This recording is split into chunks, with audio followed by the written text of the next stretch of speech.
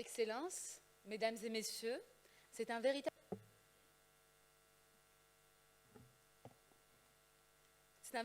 plaisir et un privilège pour moi de vous accueillir ici à Tanger, qui, comme vous le savez, est un pont millénaire entre continents, mais aussi un carrefour historique des influences et des civilisations. À l'heure où les équilibres géopolitiques se redessinent, où les certitudes se fragmentent et où les notions s'observent parfois avec prudence, un champ d'influence demeure à la fois discret, puissant et profondément humain, le soft power. Si l'économie mesure la force, si la géopolitique observe les rapports de puissance, la diplomatie culturelle, elle, révèle l'âme d'un pays. Elle est ce langage universel, capable de créer des ponts là où la politique échoue, d'ouvrir des portes que les stratégies classiques ne peuvent pas forcer, de façonner l'imaginaire collectif au-delà des frontières et des générations.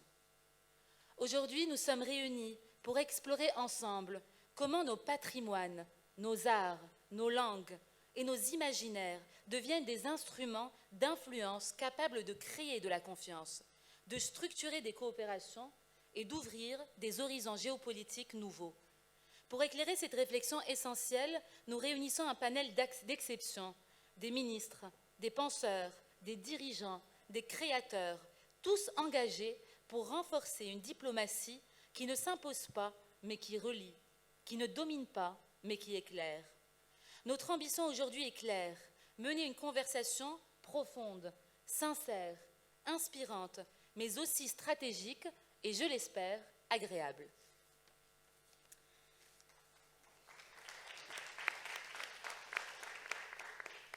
J'ai l'immense honneur de commencer cette discussion avec une figure politique panafricaine majeure, son Excellence, M. Cheikh Tidiane Gadio, président de l'Institut panafricain de stratégie de la République du Sénégal, mais qui a aussi été ministre des Affaires étrangères, ministre d'État et vice-président de l'Assemblée nationale de la République du Sénégal.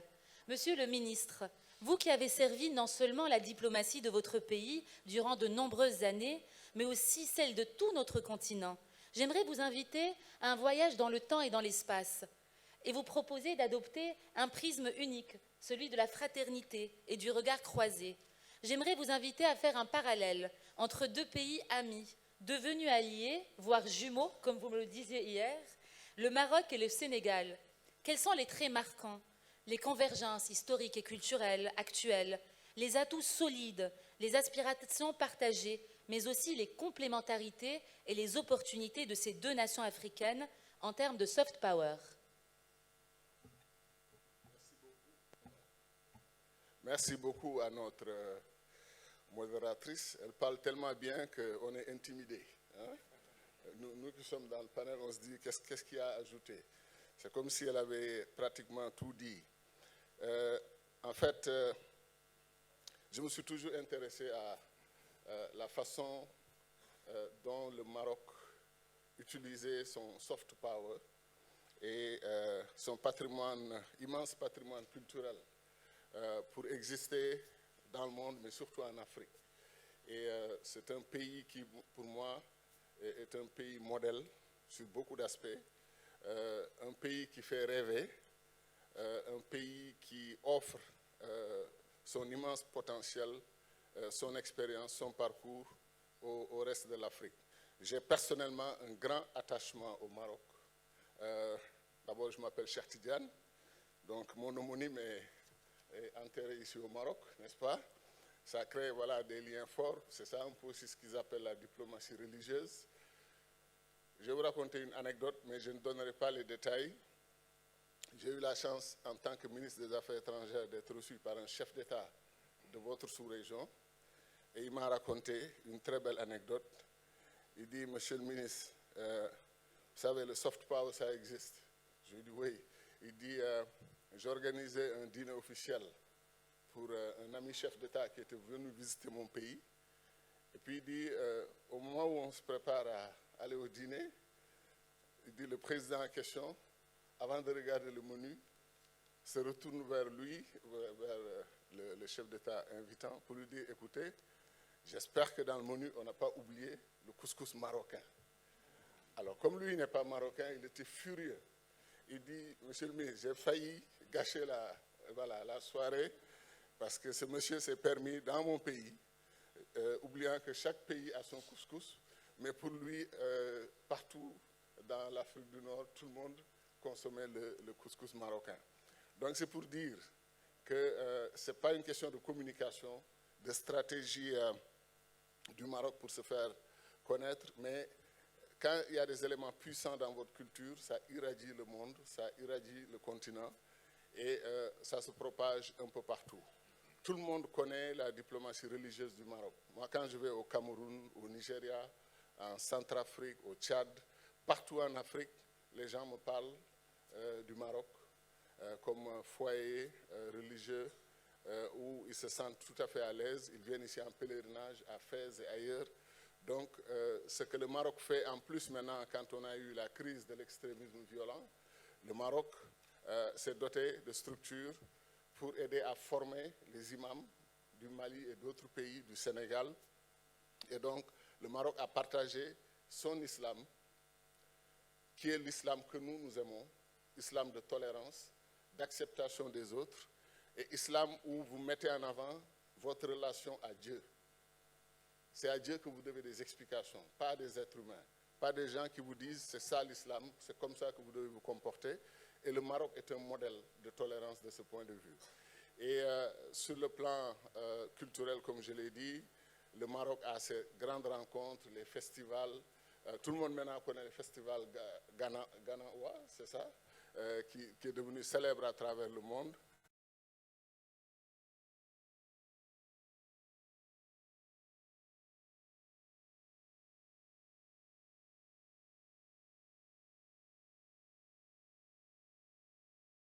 Économique.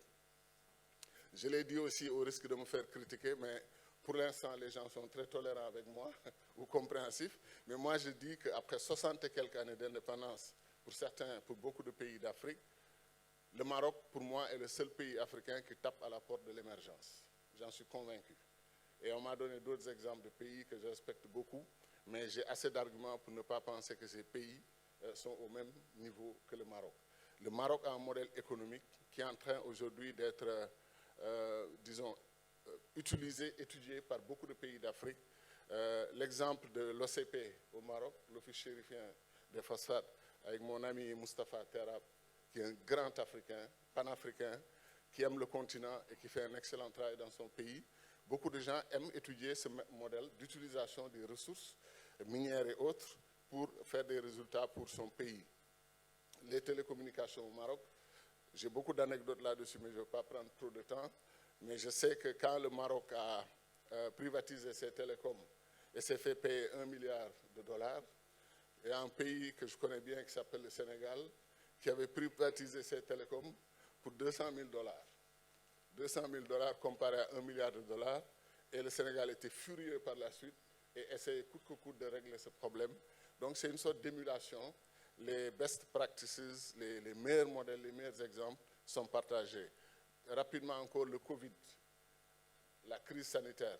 Quand le Maroc, qui n'a pas beaucoup de moyens, en tout cas pas les moyens des grandes puissances du monde, envoie des vaccins d'ardard à des pays d'Afrique qui n'en avaient pas, ça aussi c'était très touchant comme modèle de fraternité, de solidarité. Alors, mon pays, le Sénégal, à côté. Comme je dis, le Sénégal et le Maroc ont une relation tellement spéciale. Quand j'étais ministre des Affaires étrangères, avec feu mon ami, le grand ministre Mohamed Ben Aïssa, on avait parlé d'une lune de miel qui dure depuis 1000 ans. Alors, les lunes de miel ont une vocation d'être assez courtes, et parfois même ça tourne parfois au désastre plus tard, mais entre le Maroc et le Sénégal, je ne sais pas ce qui s'est passé, mais on s'est arrangé pour nouer une relation absolument exceptionnelle. Et un jeune taximan à New York, on entre, il dit, vous êtes de quel pays? Je dis, mais vous-même d'abord, vous êtes de quel pays? Il dit, je suis du Maroc. Et vous? Je lui dis, je vais vous dire, le meilleur ami du Maroc en Afrique subsaharienne ou en Afrique tout court, si vous le connaissez, je saurais que vous êtes marocain. Si vous loupez votre réponse, je saurais que vous n'êtes pas marocain. Il me dit, mais bien sûr, c'est le Sénégal. Je lui dis, voilà, vous êtes marocain. Vraiment, vous êtes marocain. Donc, le Sénégal et le Maroc Vraiment, c'est une relation historique. On avait un grand intellectuel sénégalais qui disait que les populations du nord du Sénégal, chacun s'est inventé un ancêtre marocain. Que ce soit vrai ou pas, ça n'a aucune sorte d'importance. Il y a juste que chacun d'entre nous essaie de trouver une référence avec le Maroc. Le Sénégal aussi est un modèle africain qui est très respecté.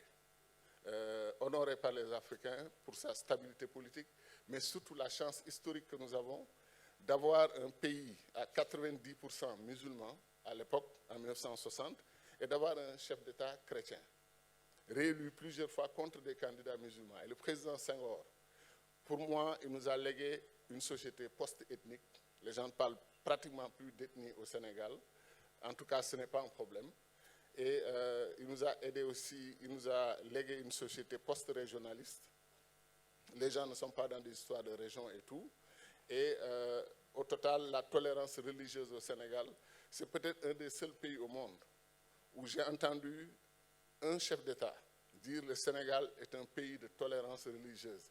Et il s'est fait critiquer copieusement. Les gens lui ont dit, vous êtes, monsieur le président, totalement hors sujet. Nous ne sommes pas un pays de tolérance religieuse, nous sommes un pays d'harmonie religieuse. Nous sommes dans l'harmonie. Nous avons dépassé l'histoire de tolérance. Parce que tolérance, vous faites un effort pour accepter l'autre comme il est, etc. Chez nous, ça n'a aucune sorte d'importance.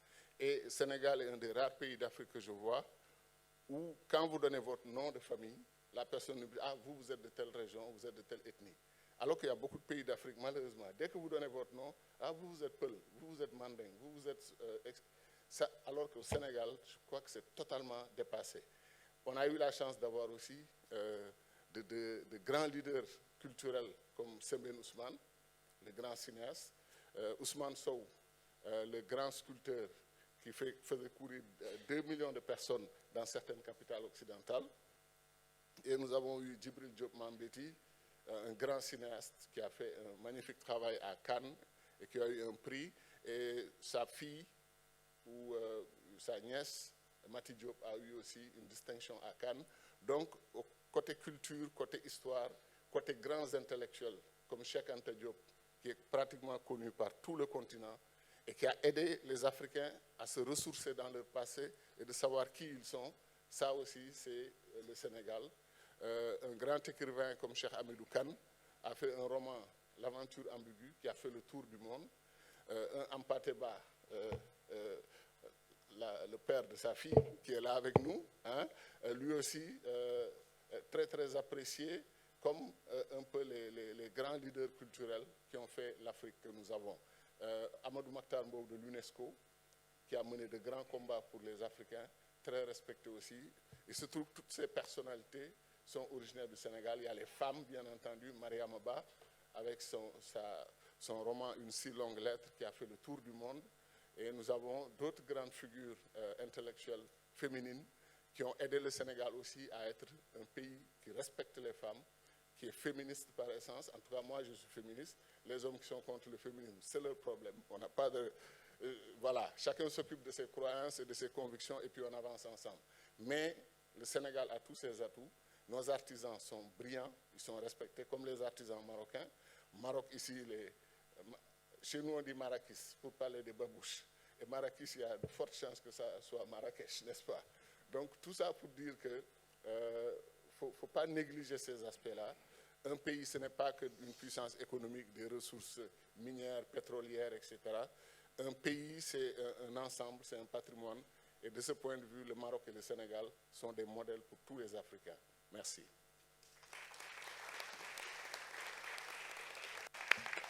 Merci beaucoup pour cette contribution très inspirante, mais aussi concrète, qui est partie de l'histoire commune, partagée des deux nations que sont le Maroc et le Sénégal, mais aussi de leur patrimoine, de leurs atouts, de leurs aspirations et de leurs ambitions communes.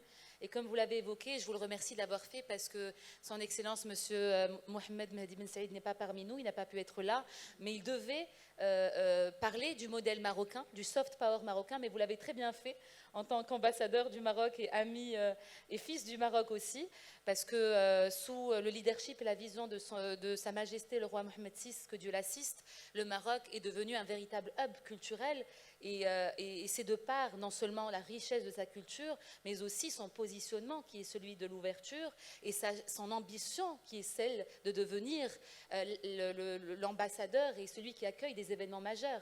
Parce que comme vous avez dit, le soft power du Maroc, il n'est pas que religieux ou culturel, il est aussi sportif, il est aussi stratégique, il est aussi diplomatique. Et c'est quelque chose que nous faisons ensemble avec le Sénégal et avec le continent africain. Donc je vous en remercie. Donc d'avoir doublement...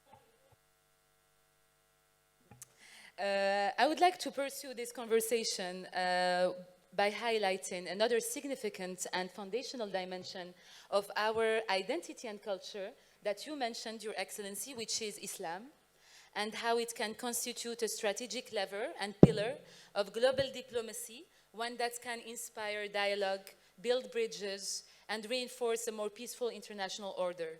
To address this angle, we have the honor to have among us His Excellency Mr. Anar Karimov, who is the Director of Partnerships and International Cooperation for ICESCO, which I remind you is the Islamic World Educational, Scientific and Cultural Organization. Your Excellency, as a person who has been dealing with soft power for more than 25 years in multilateral formats with UNESCO and ICESCO, but also in the national context, because I would like to remind our audience that you were also the Minister of Culture for Azerbaijan. You are today representing a key institution which represents 53 member states, all of them from the Global South. To what extent can countries in the Global South use soft power to strengthen their influence?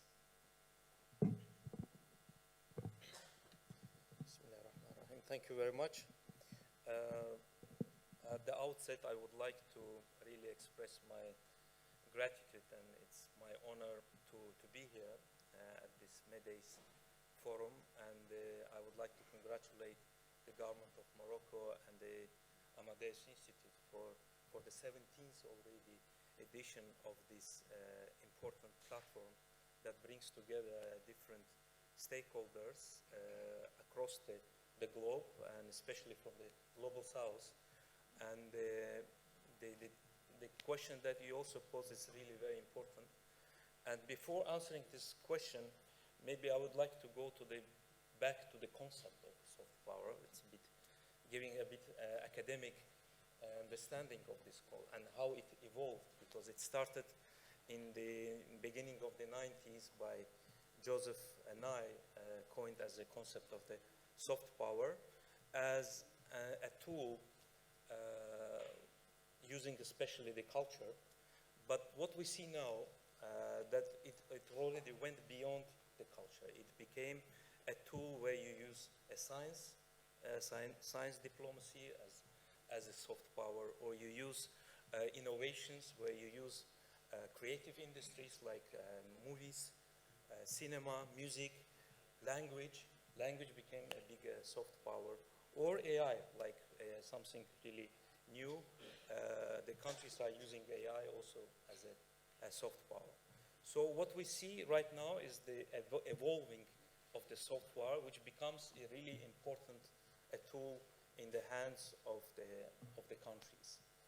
But within this, I would say, as you mentioned, 25 years of experience of dealing with the soft power in the multilateral format, especially in the multilateral format, we saw that the duality of the soft power, the way how member states are looking at the soft power. Unfortunately, in some cases, it's a tool to increase the dependency of the members of the countries. In some cases, it is a tool for the self-reliance, to develop your own capacities through identity building, like heritage, through narratives that you create, through history, language, etc. So what we see, there is a big challenge that we are, and especially the Global South is facing, is that this duality creates a lot of challenges. And for ICESCO, is the biggest issue to bridge this gap, to help our member states to transform them from being consumers of the content and the narratives and the knowledge that is produced outside of the global south to become those who are producing and creating this content and the soft power.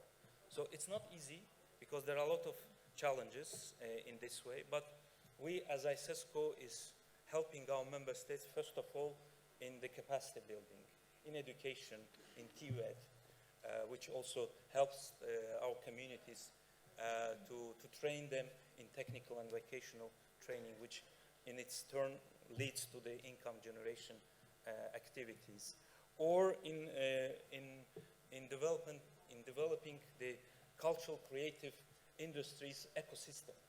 And when we speak about the ecosystem, it's not only about the actors that we have here.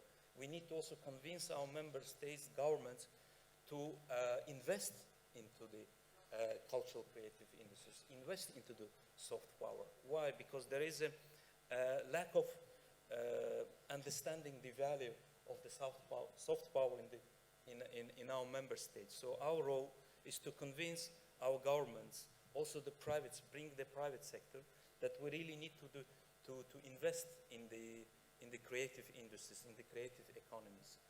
And here, one of the biggest challenges that we also face, every country, the global south is really very fragmented. Every country works in silos. That's also really impedes the development of this ecosystem. And here, ICESCO is very important. So we provide a platform for all by, for instance, by launching the index on the creative economies.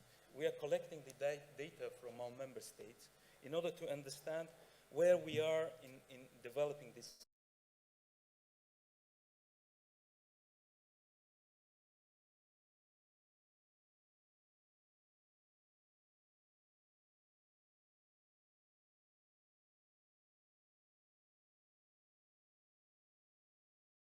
Between certain regions, like in the Middle East, where they advanced on the creating this content, and within Africa, where they are really lagging behind.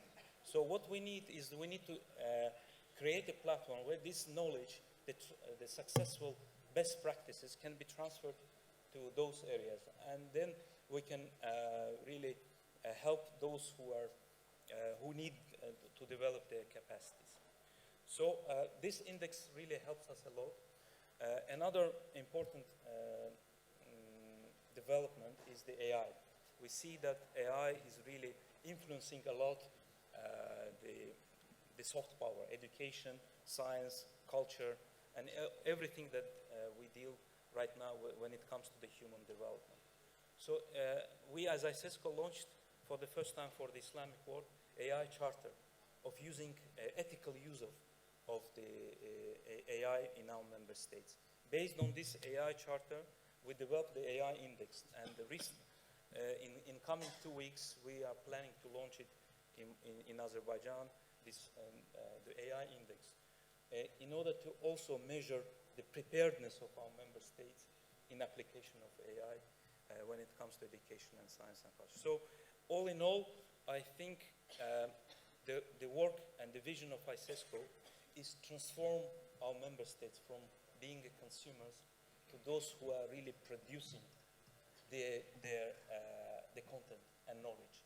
Because without this knowledge, without this, you cannot really count that you are totally independent, that your societies are understanding then who they are, and you cannot contribute to their sustainable development. Because out of these 17 SDG goals, almost half of them related to the soft power, to the human development. I thank you. Thank you, Your Excellency, for your very wise words, but also for your work that is actually showing that soft power is not only natural assets, it's strategy. It's a decision, it's an awareness, and it's tools for an impact. It should not be just left out of the wish. So I would like to pursue this conversation by inviting another PRISM, and I'm very happy to have with us Honoree Sahar Al-Bazar, Member of Parliament and Deputy Chair. Please do not touch the mic, yes. Of the Foreign Affairs Committee from Egypt. My question to you, as a leading parliamentarian in international diplomacy, can you enlighten us on how Egypt uses its cultural heritage and art to project soft power and strengthen its global influence, but also as a woman yourself, how can women's leadership shape cultural diplomacy and parliamentary diplomacy in particular? Okay. Thank you, Lamia, and I want to start by thank Middays and for the host and for the hospitality. I'm glad to be here. I'm glad to be back to Morocco. And as long as we're talking about the culture, I would like to continue my talk in Arabic because it's part of the culture that we are representing today in this panel.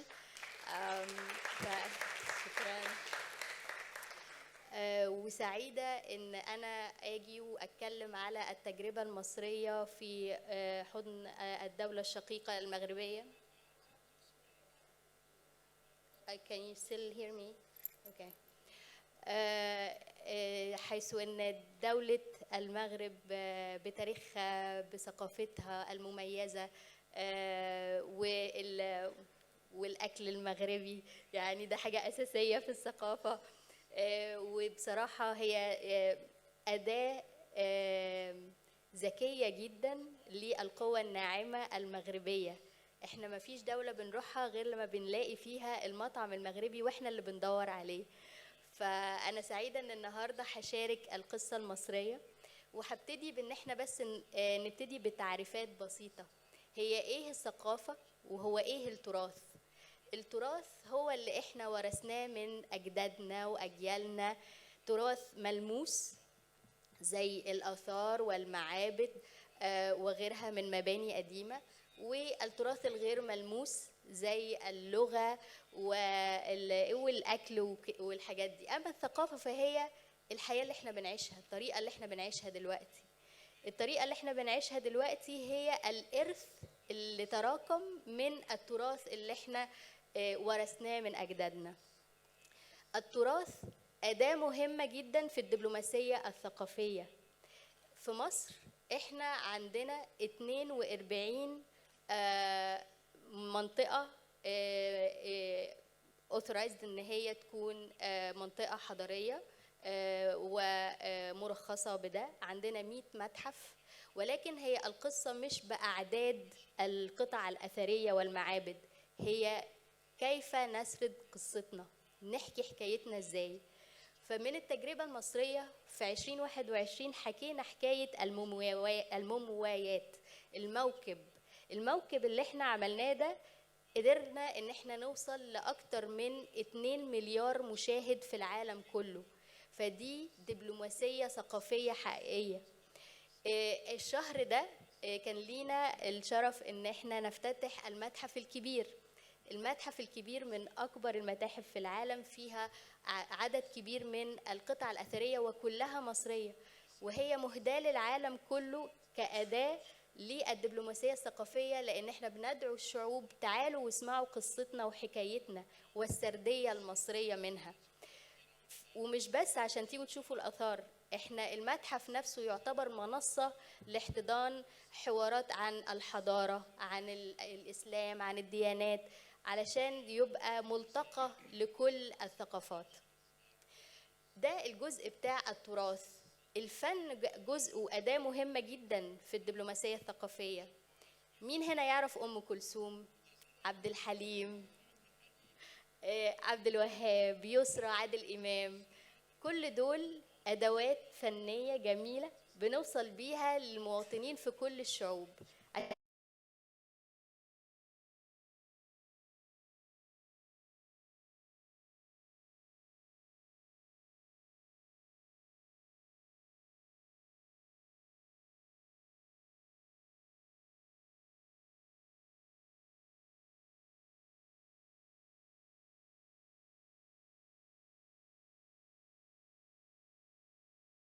الفنية اللي في الشرق الأوسط. اللي برضو بندعو فيه دايما الأشقاء من أفريقيا ومن دول العربية والأسيوية عشان نتشارك الفن مع بعض. الفن لغة عظيمة بنندمج فيها وبنلاقي المشترك بيننا كشعوب. المرأة برضو زي ما أستاذة لميا كانت بتسأل، هي عنصر مهم، هي الفنانة اللي بتغني، هي المهندسة المعمارية اللي بترسم، هي اللي بتعمل الحرف اليدوية اللي هتتباع وتبقى هي دي السفير بتاعنا في الدول الأخرى، بتعبر عن ماضينا في الحرف اليدوية دي. وطبعا هي السياسية البرلمانية اللي بتستخدم أدواتها السياسية والبرلمانية عشان تدعم الثقافة وتدعم المرأة في مجال الثقافة. يعني احنا في البرلمان من 10 سنين المرأة كانت تمثل أقل من 3%، دلوقتي احنا 27%، وده لسبب علشان نقدر نستخدم وندعم الأهداف اللي احنا عايزين نوصل لها. وأخيرا عشان ما أطولش، التكنولوجيا، ازاي التكنولوجيا تبقى أداة في الحفاظ على التراث وعلى الدبلوماسية الثقافية. فأنت دلوقتي تقدر تيجي وتحضر حفلة لأم كلثوم بالهولوجرام، تقدر تيجي وتشوف الآثار المسروقة من مصر من زمان وإحنا بنحاول نعرضها بالهولوجرام في المتحف الكبير. دي مناشدة من المواطنين المصريين بيطالبوا بده علشان يقولوا إن إحنا لينا آثار موجودة في ألمانيا، آثار موجودة في بريطانيا، ومكانها المفروض يبقى هنا. أنا بستخدم التكنولوجيا لصفي عشان أحافظ على تاريخي والميراث بتاعي. الإرث السينمائي من الأفلام، عملنا البلاتفورم الأونلاين اللي هي واتشت بسعر زهيد، بتقدر تدخل وتشوف الأفلام المصرية القديمة والحديثة والمسلسلات، فتبقى قريب للشعب المصري وقريب للثقافة المصرية. فعلشان أنهي كلمتي، العناصر اللي احنا بنتكلم فيها علشان الدبلوماسية الثقافية نقدر نعتبر فيها التراث منصة، الفن هو اللغة، والمرأة هي الصوت اللي بيعبر عن الثقافة. وشكرا.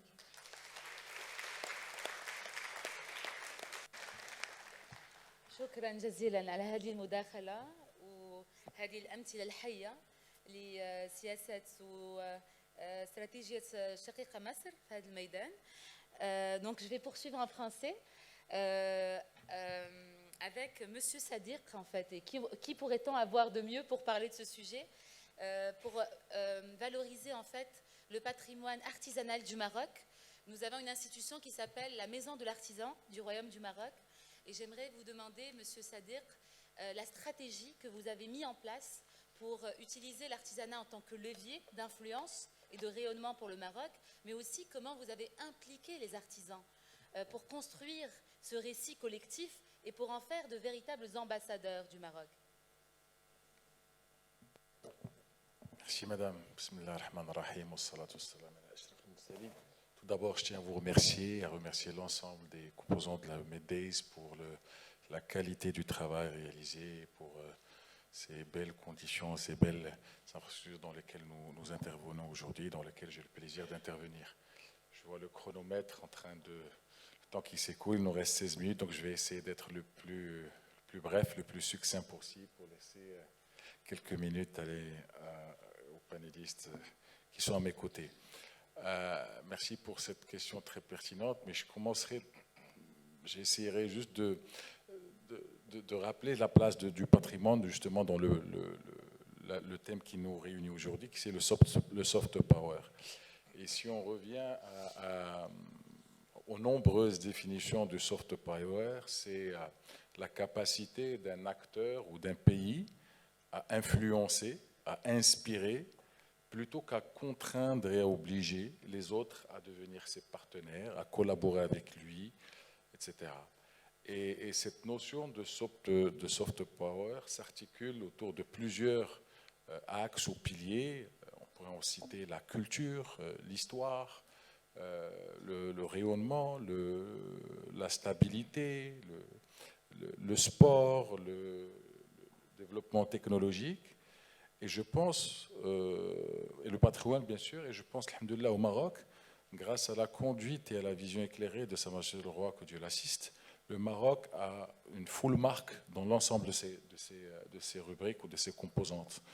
Grâce à l'action royale qui entraîne l'ensemble des pouvoirs publics, les acteurs associatifs, le secteur privé, le Maroc, alhamdoulilah, est depuis quelques années justement un réel modèle de soft power qui aujourd'hui inspire et influence un certain nombre de pays, en Afrique bien évidemment, notre continent d'attachement, en Europe, aux États-Unis, de par le monde, à vouloir être nos partenaires et avoir des collaborations avec nous. Et je pense ce rayonnement, je pense, qui est là depuis plusieurs années, je pense depuis la Coupe du Monde au Qatar, je pense que ce rayonnement a été décuplé. Et alhamdoulilah, aujourd'hui, le Maroc est en train de rayonner sur la scène internationale. Et donc nous, comme acteurs de l'artisanat, nous avons l'immense plaisir et privilège d'être une des composantes de cet écosystème.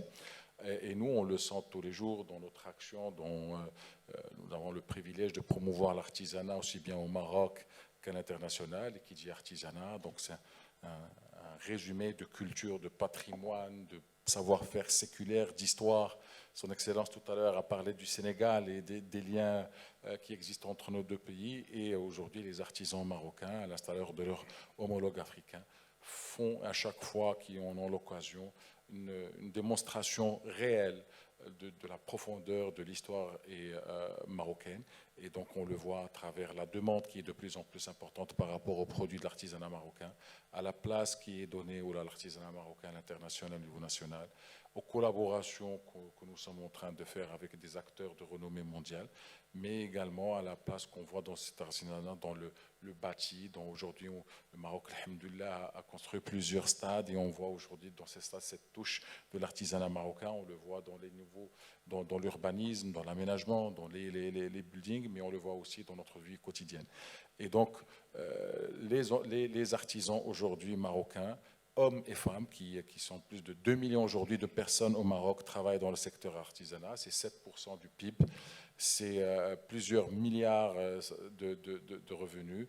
Et donc ces opérateurs économiques créent de la valeur, contribuent à l'équité territoriale, participent à la préservation des savoir-faire, participent également à ce soft power et au rayonnement marocain, mais également c'est des ambassadeurs de la culture, de notre patrimoine, qui font la fierté du Maroc. Je vous remercie. Merci d'avoir tenu votre parole et votre engagement. C'était court, concis et riche et chiffré. C'est rare.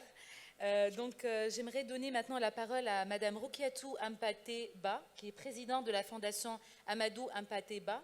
Madame, pouvez-vous nous parler de l'héritage intellectuel et spirituel de votre père, Monsieur Amadou Ampaté Ba, qui était, je le rappelle, poète, écrivain, ethnologue, et qui s'est battu dans les années 60 pour faire reconnaître les traditions orales africaines comme partie intégrante du patrimoine universel, mais aussi, si vous pouvez partager avec nous, à travers son vécu, comment la tradition orale peut être un vecteur de diplomatie et de réconciliation. Merci de me donner la parole. Bonsoir à tous les auditeurs. Je voudrais payer mon tribut de reconnaissance à la structure Amadeus de convier Amadou Ampaté Ba à cette 17e édition et le convoquer dans une thématique autour de la diplomatie culturelle comme Soft Power ne saurait surprendre. Aussi, je souhaiterais partager avec vous son expérience. Amadou Ampaté Ba, c'est l'histoire de l'Afrique vécue. Alors, il nous définissait la culture selon la tradition négro-africaine comme étant l'ensemble des arts, des sciences et tout ce qui est production de l'esprit de l'homme. Et même les exercices d'embellissement du corps sont aussi de la culture. Et même le sport est la culture.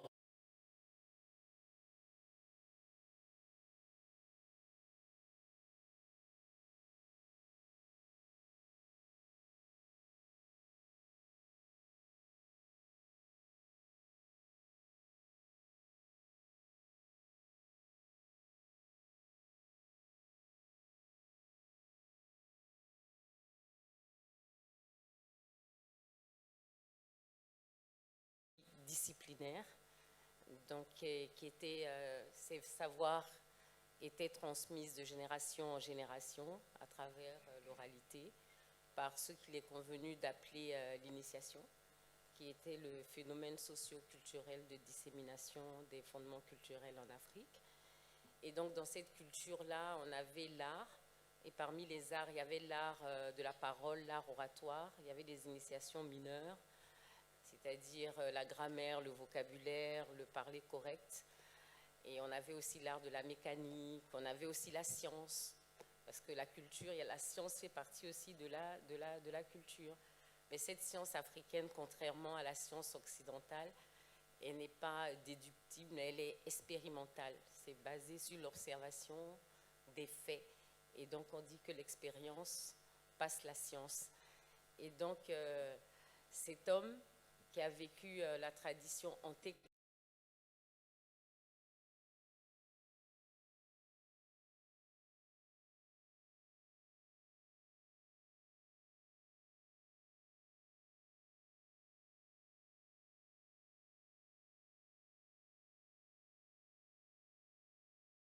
parce qu'il dit n'eût été la langue française, toutes les connaissances qu'il avait qui étaient à l'état oral allaient disparaître avec sa propre mort. Donc il s'est employé à transcrire tout ce qui pouvait l'être pour aider les Africains à mieux se connaître et permettre aux autres de mieux connaître cette Afrique-là. Et donc dans cette Afrique, l'expression de la culture se faisait sans heurter les gens. Donc l'Afrique traditionnelle parlait par image, par métaphore, par symbole. Et chaque symbole était vraiment une école d'initiation.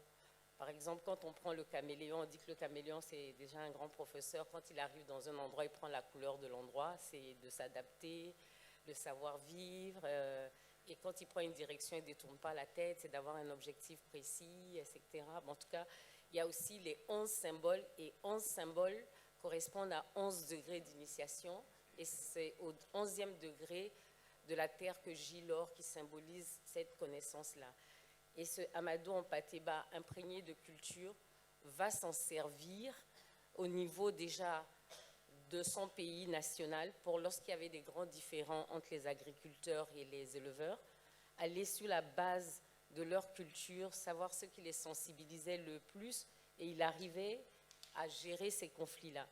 Et il y avait un grand différent qui existait au Mali entre les Cissé, les Tal et les Kunta, encore sur la base de la culture, parce que le Ogon, au sortir, c'est une fête qui se tient tous les 60 ans, Sigui, a dit que le Mali était frappé sous le coup d'une malédiction, et tant que les frères ennemis ne se réconcilieraient pas, qu'il n'y aurait pas la paix. Il a fait une diplomatie souterraine, et il allait mettre les 3 familles ensemble, et ça a vu l'extinction de ce différend-là en 1978. Ensuite, il a été le premier ambassadeur du Mali en Côte d'Ivoire. À cette époque-là, le président Félix Houphouët-Boigny et le président Modibo Keïta n'étaient pas de la même obédience. Un était socialiste et l'autre capitaliste. Mais donc, il s'est toujours servi de l'alliance. Il a dit que le Mali est le pays du sel et la Côte d'Ivoire, le pays de la cola. Et lorsqu'on mange de la cola et que ça vous fait tousser, il faut prendre un peu de sel pour que ça passe. Et donc, sur ces symboles-là, il a tout fait pour emmener les peuples à se réunir. Il dit, il ne servait pas un gouvernement, mais aimer son pays, c'est aimer Dieu. Et cette même culture africaine, il va la transposer aussi au sein de l'UNESCO, où il a été membre du conseil exécutif. Donc, quand il y avait des grands différends, il dit qu'il n'est pas un universitaire. Là encore, il disait que la connaissance est une chose et l'écriture est une autre chose. La connaissance est la photographie du savoir, mais il n'est pas le savoir.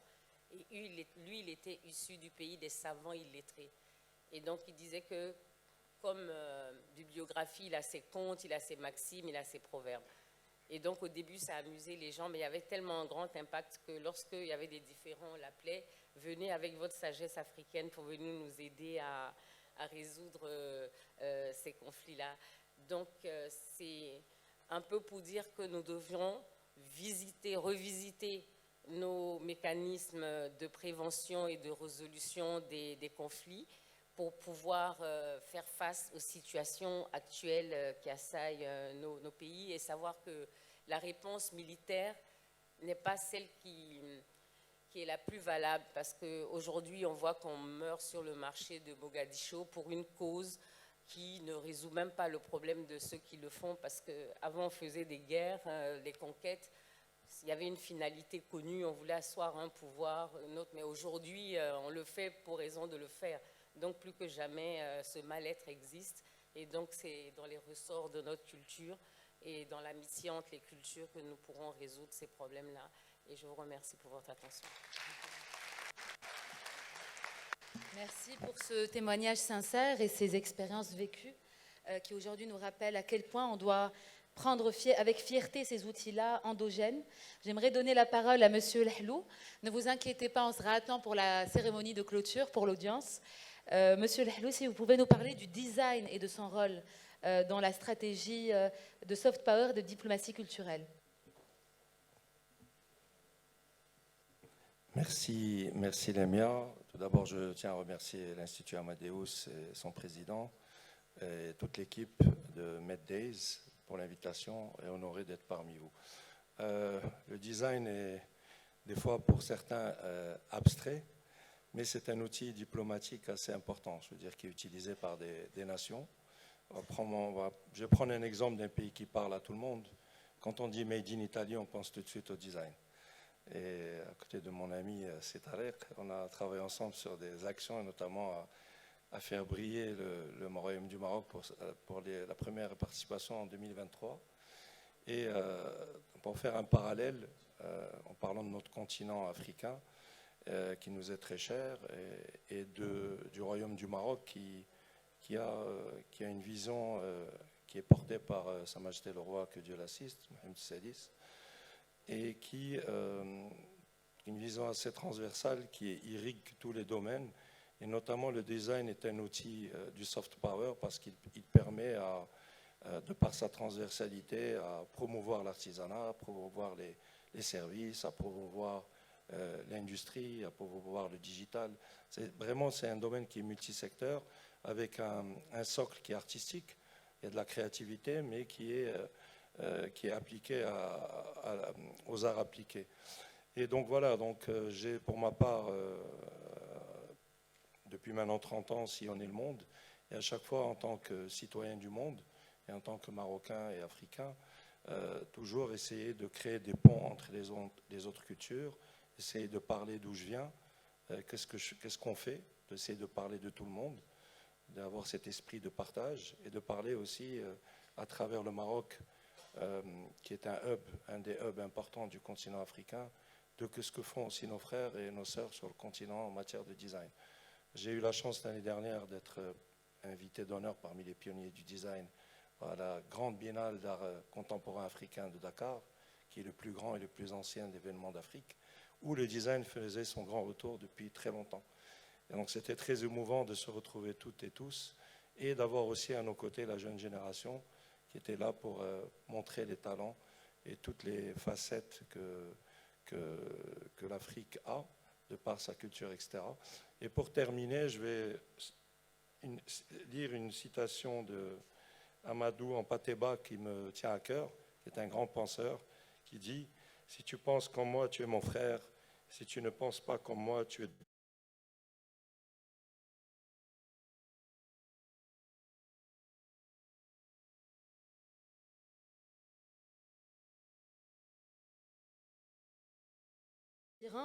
On donnera le temps qu'il faut pour discuter avec M. Kader Abdelrahim, qui, je le rappelle, est professeur et chercheur à Sciences Po Paris, expert en système politique dans le monde arabe et l'islam politique. Donc on revient à cette dimension-là. M. Abdelrahim, compte tenu du rôle et de l'importance de la perception et du narratif en tant que vecteur de domination et en tant que variable structurante des intérêts géopolitiques, notamment dans le monde arabe, j'aimerais vous demander, en tant qu'expert de ces dynamiques-là et des mutations de l'islam politique, comment la diplomatie culturelle peut déconstruire des récits réducteurs sur la région et éventuellement contribuer à rééquilibrer les asymétries de puissance entre États.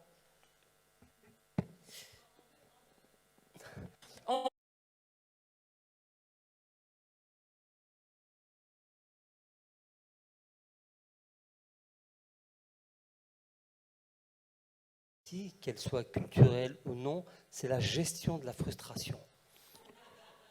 Parce que les sociétés, les peuples ne sont pas toujours d'accord avec les choix et les décisions de leurs gouvernants.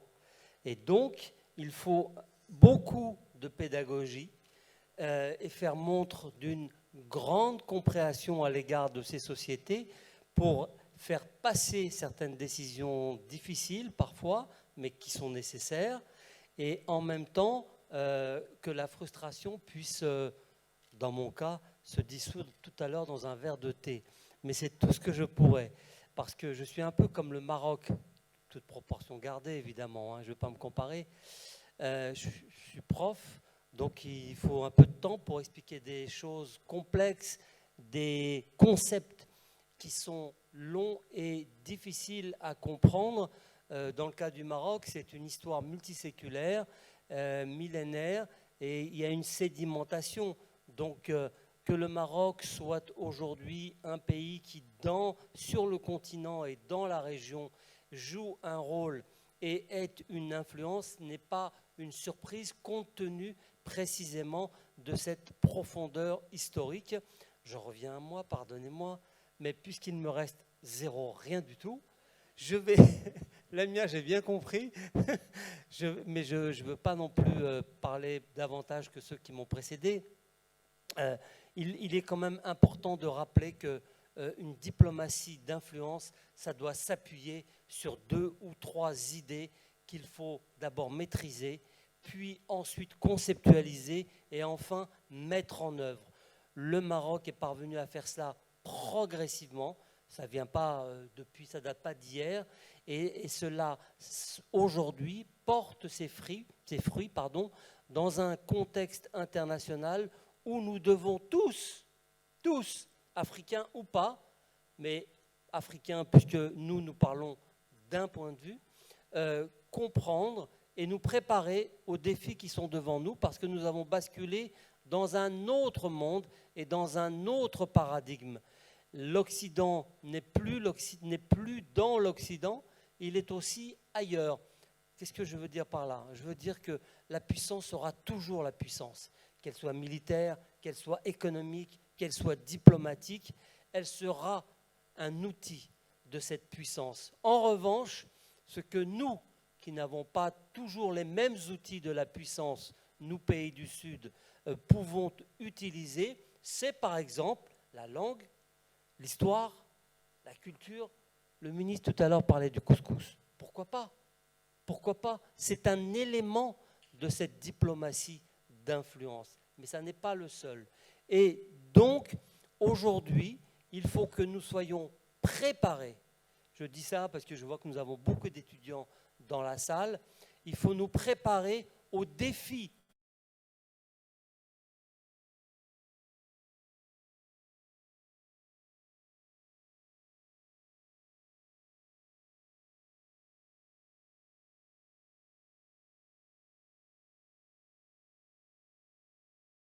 et au sens de Marx, il faut reprendre cette définition, parce que c'est une véritable bataille civilisationnelle qui s'est engagée.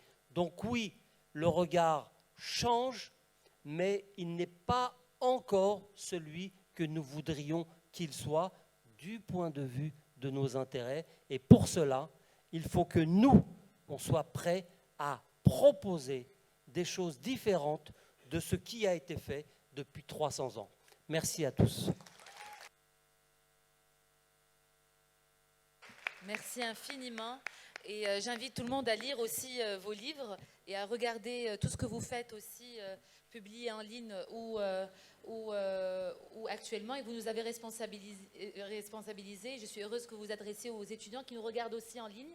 Donc j'aimerais vous proposer une photo de clôture avant que nous allions tous ensemble avec la salle pour la cérémonie officielle d'ouverture. Merci à tous.